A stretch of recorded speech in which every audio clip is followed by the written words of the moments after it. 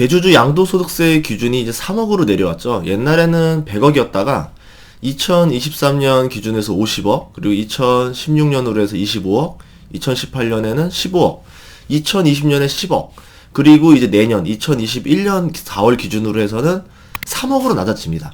근데 이 기준이 그 직전 해로 기준을 잡기 때문에 이번 연말까지 팔아야지만 이 3억 룰을 피할 수가 있어요. 그래서 이 연말에 지금 수많은 대주주들이 주식을 많이 파는 거 아니냐, 이제 이런 얘기도 있고, 3억 가진 사람들은 굉장히 많지 않겠냐. 그러니까 작년과 다르게 더 많은 물량이 나와서 코스피 하락에 영향을 끼치지 않겠냐, 이런 이야기들이 있습니다.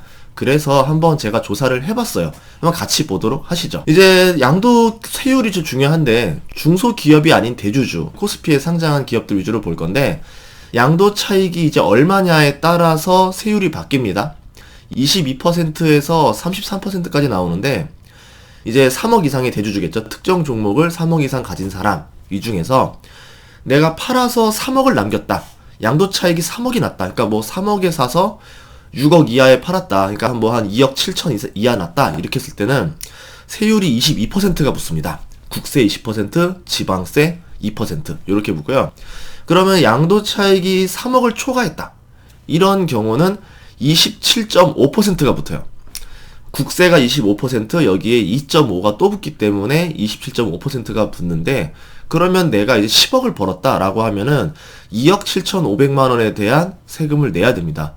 안 내도 될 세금을 내게 된다라 생각을 하겠죠. 왜냐면 내가 3억 이상 보유를 안 하면 되는데 3억 이상 보유했다는 이유만으로 세금을 내기 때문에 아마도 좀 더 팔고 싶어 하는 마음이 생길 거예요.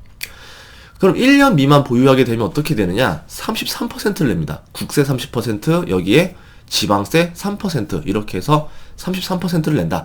그러면 이제 내가 주식을, 특정 종목을 3억 이상 보유한 사람이라면 최소한 1년은 가지고 있다 팔아야 세율을 많이 할인받을 수 있다. 이렇게 볼 수 있는 거죠. 그래서 이제 뭐 장기 투자를 유도하겠다, 이렇게 볼 수도 있는데, 아마도 제가 대주주라면은 그게 아니라 그냥 연말에 다 팔아버려서 이 기준을 회피하지 않을까라고 생각을 하고 있습니다. 실제로 많은 대주주들 중에서 뭐 다 그런 건 아니겠지만 꽤 많은 분들이 연말 전에 미리 팔아버립니다. 그리고 다시 그 다음에 1월달이나 2월달에 천천히 다시 매수를 하더라고요. 이거를 이제 반복하겠다, 이러시는 분들도 있었어요. 얼마나 이제 기준이 나왔냐 보면은, 코스피 같은 경우는 대주주 기준이 무조건 3억은 아니에요. 3억 아니면은 지분 1% 이상 둘 중에 하나에 해당되면은 대주주가 되는 겁니다. 그럼 뭐 시가총액이 뭐 한 100억짜리다 그러면 내가 시가총액 100억짜리 기업에 지분 1%를 가지면 어떻게 되나요? 대주주가 되는 겁니다. 1억만 가지고 있는 건데도. 그러니까 지분으로 보든 시가총액 기준 3억으로 보든 간에 이게 내가 어디에 해당되는지를 보셔야 된다는 거죠. 코스닥 같은 경우는 2% 이상 또는 3억 이상 이렇게 되고 있고요. 외국인 같은 경우는 지분을 25% 이상 보유할 때만 양도세가 부과가 되고, 어떤 기업이든지 간에 25% 미만으로 가지게 되면은 금액에 상관없이 양도소득세를 내지 않습니다. 2017년 12월에도 이런 사건이 한 번 있었는데요. 대주주 기준이 이제 25억에서 15억으로 내려간다 그래가지고 또 부랴부랴 개인 주주들이 또 막 팔았었어요. 뭐 근데 생각해보면은 특정 종목을 15억 이상 가지고 있는 사람이 그렇게 많지는 않거든요. 그런데도 불구하고 나왔던 매물이 5조 1314억이라는 매물이 연말에 쏟아졌었습니다. 이 정도면은 코스피 지수를 밀어낼 수 있을 정도의 힘이었었겠죠. 2019년 12월, 그러니까 작년 겨울 같은 경우도 15억에서 10억으로 변경되면서 10억 이상 보유한 사람들이 매물을 던졌는데, 그게 코스피 시장에서 7년 만에 최대치 매도 폭탄이 나왔었거든요. 코스피에서는 한 3조 8천억 정도 나왔고, 코스닥을 합산하면은 뭐 한 5조 8천억 정도의 매물이 나왔다, 이렇게 이제 통계가 잡혀 있는데요. 이게 다른 시기보다 한 1조 5천억 이상의 매도 매물이 나온 거다, 이렇게 말을 합니다. 그러니까 2017년보다 2019년에 매물이 더 많아진 거죠. 이렇게 보시면 될 것 같아요. 그러면 2020년 12월에 또 대주주 기준이 이제 3억으로 줄어들잖아요. 이 12월 말일 기준으로 잡히니까. 그럼 여기에 해당되는 사람들이 더 많을까요? 적을까요? 저는 더 많다라고 봐요. 그러면 5조 이상, 최소한 뭐 6조 이상의 매도가 나오지 않을까라 보는데, 어떤 뉴스들을 보면은 뭐 이제 최저를 보는 데들이 한 10조 정도는 나오지 않을까 요런 말을 합니다. 그러면 작년보다 2배 이상의 개인 매도 폭탄이 나오는데 이 10조 정도의 매물을 기관이나 외인이 사주지 않으면 어떻게 될까요? 지수에 많은 데미지가 가겠죠. 그래서 우리가 지금 대주주 양도 3억세 뭐 청원 운동해서 국민청원도 많이 하고 바꿔보려고 노력을 했지만 실제로 이게 잘 되진 않았던 것 같아요. 그러면은 결국은 12월 뭐 11월 이 안에 어느 정도 데미지는 받아야 된다. 근데 이때 분위기에 따라서 외국이나 기관이 좀 사주면은 충격이 좀 가실 수도 있을 거고, 그렇지 않다라고 하면은 아무래도 좀 데미지가 올 수 있겠죠. 그 데미지가 얼마나 올지도 한번 제가 사례를 통해서 보여드릴게요. 2019년 말에 우선은 한 종목 주식을 3억에서 10억 보유한 주주들, 개인 주주들로만 봤어요. 대주주 말고 개인 주주로 봤더니 8만 명이 넘습니다. 8만 861명이 나와요. 그리고 보유 금액을 봤더니 41조 5833억이라는 거죠. 지금 개인 투자자가 하고 있는 주식 총액을 다 봤더니 417조 8893억이라 합니다. 이게 2019년 말 자료인데 우리가 지금 개인 주주들이 투자 붐이 일어서 코스피도 돈이 많이 들어왔었어요. 그러면은 최소한 이거보다 높을 것 같아요. 제가 봤을 때 한 500조는 넘을 것 같은데 뭐 이 비율을 봤을 때 지금 보유 금액도 작년 말 기준에 41조였다는 거고 지금 기준으로 보면은 많이 인기가 있었기 때문에 많이 들어왔거든요. 아마 한 50조는 넘지 않을까 봐요. 그럼 이 50조 정도의 돈에서 얼마가 연말에 쏟아져 나오냐가 관건이 된다는 거죠. 이 대주주 선정 기준도 문제가 많은데 이제 한국조세재정연구원 조사에 따르면은 미국, 영국, 독일, 프랑스, 일본, 호주 같은 경우는 이 대주주 기준을 특정 종목 보유액으로 설정하지 않습니다. 일본 같은 경우는 지분율 3%, 독일 같은 경우는 1%를 대주주 이제 기준으로 잡아요. 특정 종목 같은 경우에는. 다른 나라는 그런 거 신경 안 써요. 그냥 양도 차익. 양도 차익에 얼마를 남겼냐에 따라서 그냥 그걸로 세금을 물립니다. 개인 보유 금액별 주주 수 및 이제 보유 금액을 제가 조사를 해봤더니 코스피 같은 경우는 10억 이상 보유한 사람이 7,000명이 있고요. 보유 금액이 144조. 3억에서 10억 정도 가진 사람들이 5만 명, 작년 기준입니다. 25조 6천억, 그리고 3억 미만인 사람이 1,400만 명, 105조 6천억 이렇게 나왔다라는 거죠.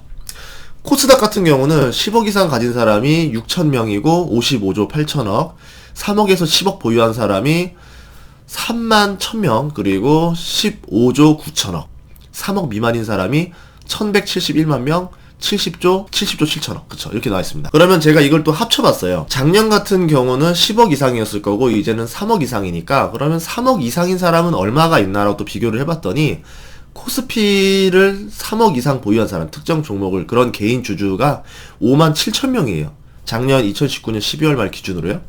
금액이 169조 7천억이고, 코스닥은 3만 7천 명에 71조 7천억이고, 이 합계를 치면은 9만 4천 명에 241조 4천억이 나온다라는 거고, 뭐 전체 개인 투자자 비중, 보유 금액 비중으로 봤을 때 이 정도 비중이면 사람 수로 치면은 0.36%, 금액 비중으로 치면 57.8%라는 숫자가 나옵니다.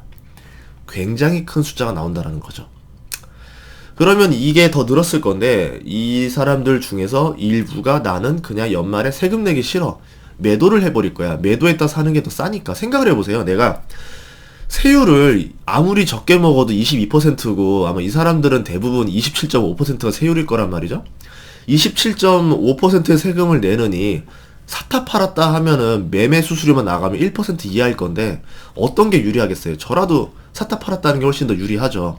배당락 전에 팔아가지고 다시 이제 그 다음에 사면 되는 거니까.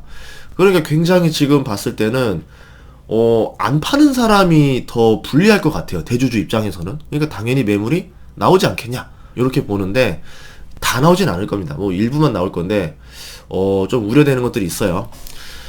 그러면 증시에는 어떤 영향을 끼쳤을까? 이거를 한번 볼 건데요. 제가 한번 화면을 보도록 하겠습니다. 2012년 말 S&P 500 지수 같은 경우는 1470까지 찍었다가 10월 달에 이제 11월 중반에 굉장히 많이 떨어졌죠. 100포인트, 120포인트가 떨어졌었습니다.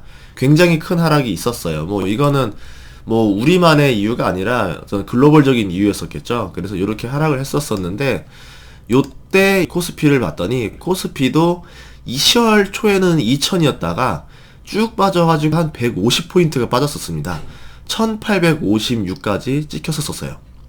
그러니까 이 S&P 기준과 비슷하게 떨어졌죠. 그 하락폭이. 그래가지고 이 대주주 룰 때문에 떨어졌다라고 보기에는 좀 애매했어요. 그리고 이때는 대주주 룰 금액 자체가 굉장히 컸었습니다. 50억 기준이었기 때문에 50억 이상 가진 사람이 그렇게 많지도 않고 50억 이상 가진 사람들은 그렇게 막 쉽게 왔다 갔다 하진 않았었거든요. 이것 때문에 하락했다라고 보기 좀 어렵다. 2015년 말을 봤더니 이때 S&P 같은 경우는 1880에서요 2120까지 한번 찍었다가 다시 한번 이제 하락을 했었죠. 다시 하락을 했었는데 이거 같은 경우는 거의 하락을 하지 않고 2016년 거의 1월이 시작되면서 순간적으로 포인트가 130포인트 정도 빠졌었어요. 2060에서 1930까지 빠졌었거든요. 그러면 이때 코스피는 어땠을까요? 코스피도 거의 똑같은 모습을 보입니다. 그런데 신기했던 건 뭐냐면 S&P는 11월 달에 거의 빠지지 않았었는데 코스피 같은 경우는 11월 달에 빠졌어요. 이때 룰이 25억 룰이었을 거예요. 코스피가 2050 정도 찍다가 11월 중순에 얼마까지 찍었냐면 1940까지 찍었었습니다. 그러니까 한 120포인트가 빠졌었죠.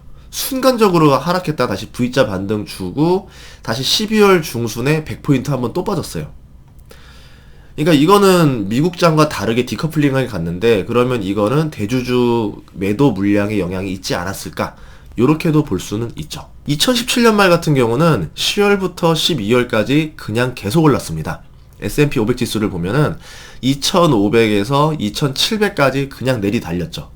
그러면 우리도 이때 어땠었냐면 이때는 15억 룰이었었어요. 영향을 코스피도 받았냐? 한번 보시면 우리도 10월부터 내리달리는 척을 하다가 11월 말부터요 갑자기 떨어집니다. 우리는 많이 떨어졌어요. S&P 500은 계속 달렸는데 우리는 11월까지는 비슷하게 가는 척 하다가 쭉 내려왔어요. 2550에서 2400대 초반까지 한 130포인트 정도가 한 달 내리 빠졌습니다. 쭉 빠졌었어요.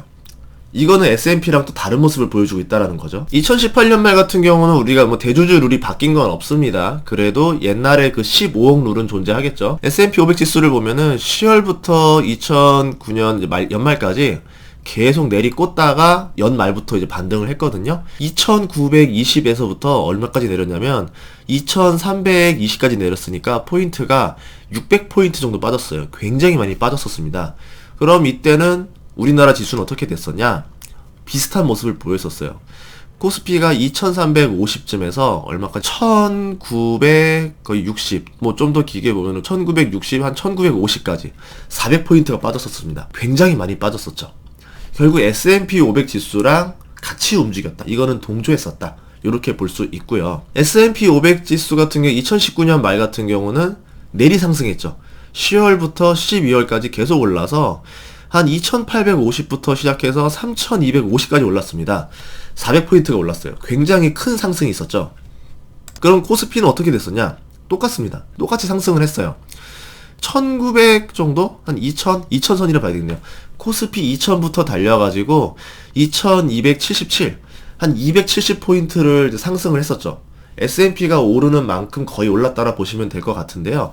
근데 신기했던 건 뭐냐면 S&P 500 같은 경우는 큰 폭의 조정 없이 거의 계속 올랐다라고 봤을 때 우리 같은 경우는 11월 말에 좀 하락을 했습니다. 포인트로 치면은 한 70포인트 정도 순간적으로 하락을 했었어요. 그럼 이거 같은 경우도 혹시 10억 룰에 의해서 무너진 게 아니냐라고도 말할 수 있습니다. 이 결론을 짓자면 어떤 얘기냐면 S&P 500이랑 코스피가 거의 일치하게 움직이는 모습을 보였다라고 볼 수 있어요. 하지만 이거와 별개로 작은 충격이 존재는 했었다.